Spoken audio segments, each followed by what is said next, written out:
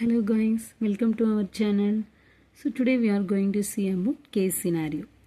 So a 45 years old female இருக்காங்க. So அவங்க வந்து என்னென்னா எமர்ஜென்சி டிபார்ட்மெண்ட்டில் அட்மிட் ஆகுறாங்க. அவங்க என்ன சீஃப் கம்ப்ளைண்ட் சொல்கிறாங்க அப்படின்னா தேர்ஸ்ட்னா தாகமாக இருக்குது அண்ட் எக்ஸசிவ் யூரினேஷன்ஸ், அடிக்கடி வந்து யூரின் வந்து போயிட்டே இருக்காங்க. So more then 4 kg weight loss in the 7 weeks. 4 kg loss in the 7 weeks. So last 7 வீக்ஸாக வந்து 4 kg வந்து அவங்க என்ன பண்ணிட்டாங்க, லாஸ் பண்ணியிருக்காங்க.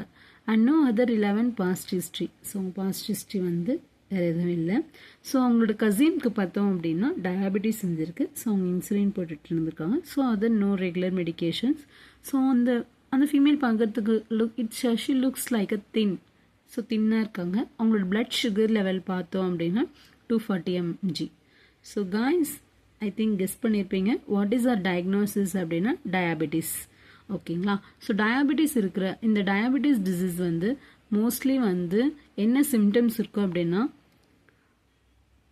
பாலியூரியா, பாலிடிப்சியா, பாலிபேஜியா சொல்லுவாங்க.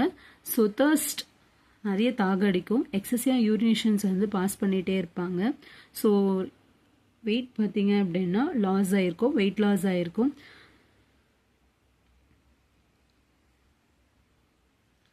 So these are the main symptoms of the diabetes. We'll see you. Bye.